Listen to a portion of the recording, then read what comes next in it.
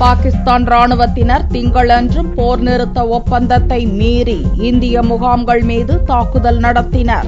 எல்லையில் சூழ்நிலைக்கேற்றபடி பதில் கொடுக்க ராணுவத்துக்கு சுதந்திரம் அளிக்கப்பட்டுள்ளதாக அமைச்சர் அந்தோணி அறிவித்துள்ளார்.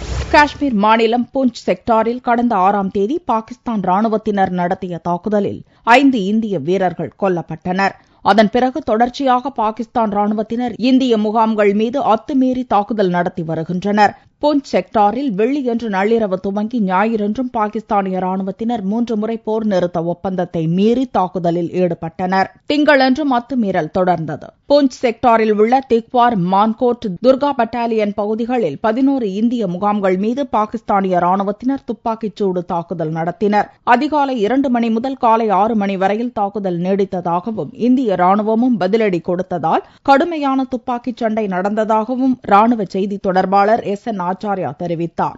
பாகிஸ்தானின் தாக்குதலால் இந்திய ராணுவ தரப்பில் உயிரிழப்போ காயமோ ஏற்படவில்லை.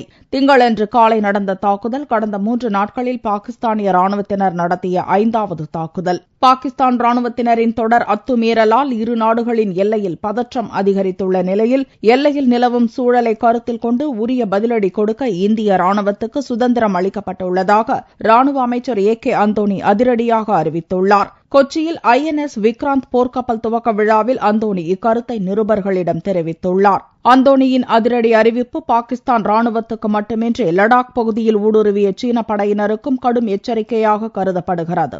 வரும் நாட்களில் இந்திய பாகிஸ்தான் எல்லையில் இருநாட்டு படைகளிடையே சண்டை வலுவடையக்கூடும் என்று கருதப்படுகிறது.